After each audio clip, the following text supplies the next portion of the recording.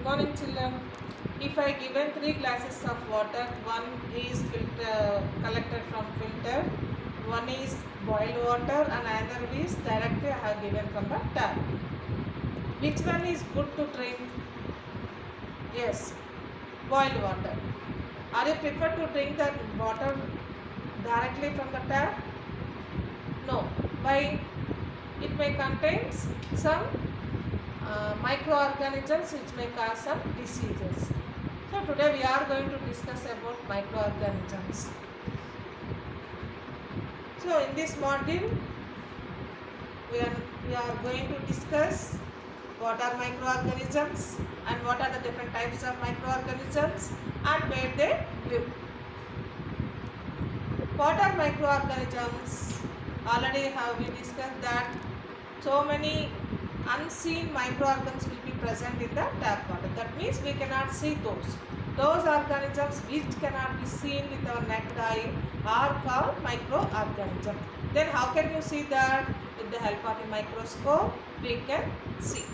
So what is the definition of microorganism? Microorganisms are the organisms which cannot be seen with our naked eyes and can able to see with the help of microscope are called microorganisms. And the branch of science that deals with the study of microorganisms is called microbiology. Microorganisms may be unicellular and multicellular. And where do microorganisms live?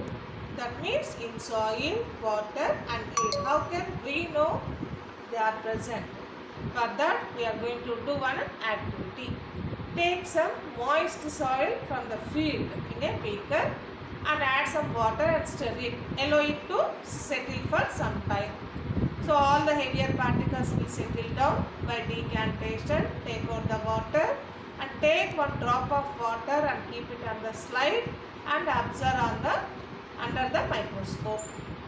What we will observe? We will find out some microorganisms in that.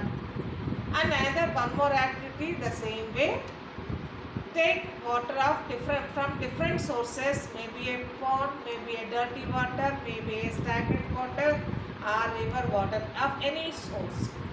Take different sources of water, take one drop of that water, keep it on the glass slide and observe under the microscope. Here also we observe some microorganisms. So what do you understand with these two activities? That means microorganisms are present in the soil and also in water. Then are they present in the air also? Yes, because of that only we are getting some viral diseases. That means where do microorganisms live? Microorganisms live in soil, water, air. That means everywhere. What microorganisms are classified into bacteria, fungi, protozoa and algae. And one more type of microorganism is also present, that is virus. Why it is separate? Because this microorganism is entirely different from other 4 microorganisms. In what way they are different? They show both living and non-living characteristics. When they show, that means these virus requires a host cell. Without host cell, it cannot reproduce. The host cell may be a plant, animal or human beings. The living cell may be a plant, animal or human being. That way virus is different from other 4 microorganisms. That means virus show both living and non-living characteristics. Now bacteria. Bacteria is one type of microorganism which is very simple and most abundant of all the microorganisms. That means it is present everywhere. They are unicellular and prokaryotic. What is meant by prokaryotic? If you observe the picture, all the nuclear material is present in one place which is not covered by a layer. That is, well organized nucleus is not present in these microorganisms. So those are called prokaryotic. So a bacterial cell varies from 0.2 to 100 micron in size. What is mean by micron? That is 1 by 1000 mm is called 1 micron. That much small. So these bacteria depends upon their shape. They are called under 4 names. Those bacteria which are round shaped, they are called coccus. Example, streptococcus. And those are rod shaped, they are called bacillus. Example, lactobacillus. Where you observe this lactobacillus? Yes, it is present in curd. Next, spiral shaped bacteria, they are called spirillum. Example, spirillum minus. And those are comma shaped, they are called vibrio. Example, vibrio cholera. So these are bacteria. Next, fungi. By seeing that picture, what you understand? Where you observe this type? Sometimes any curries or any food item left outside without covering, after few days, that means nearly 4 to 5 days, you may observe some cotton like growth over that. What is that cotton like growth over that? That is nothing but fungus growth. This is also one type of microorganism. Why they will grow over that?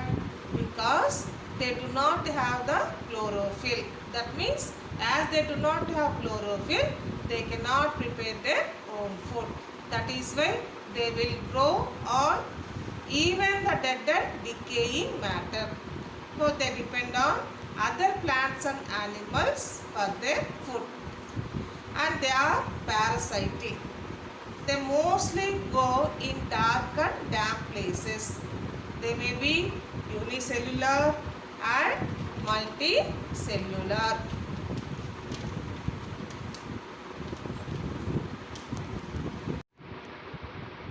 This is a red mold, a multicellular fungus. It has a mass of threads collectively known as mycelium. Atop each hyphae or tiny sporangia, they produce chains of spores for reproduction. Fungi have root-like structures called rhizoids. Similar kind of fungus can be seen growing in citrus fruits like orange and lemon. They are Penicillium and Aspergillus, which are also called blue-green mold or orange mold. Asexual as well as sexual reproduction is observed in fungi. Asexual reproduction is by budding and with the help of spores present in sporangium. Sexual reproduction is seen when the sporangia of two different hyphae fuse with each other. What are all these? Amoeba, Paramecium and Euglena, which are called protozoa.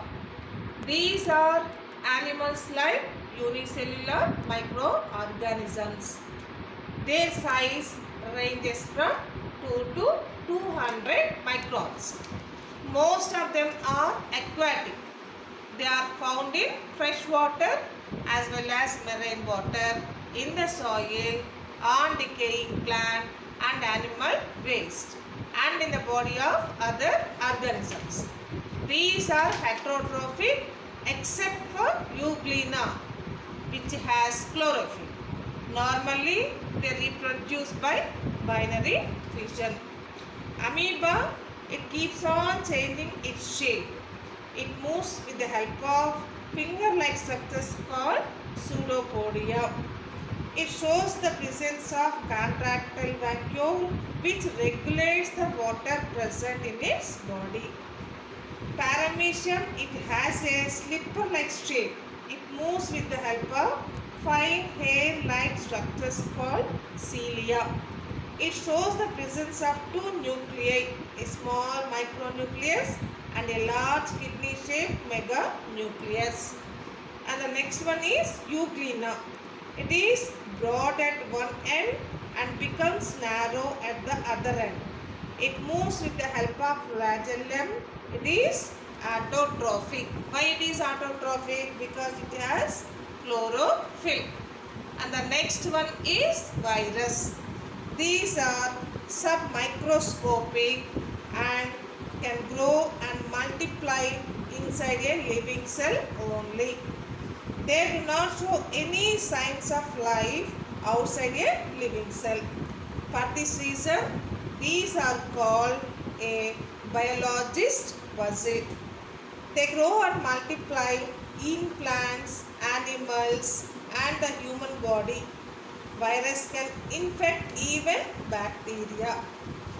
Virus use the materials of their host cells to grow and multiply. Their size ranges from 0.015 microns to 0.2 microns. They can only see with an electron microscope. Viruses do not have a cellular structure. They have DNA, have RNA as the genetic material surrounded by a protein coat. There are various shapes, round shape, rod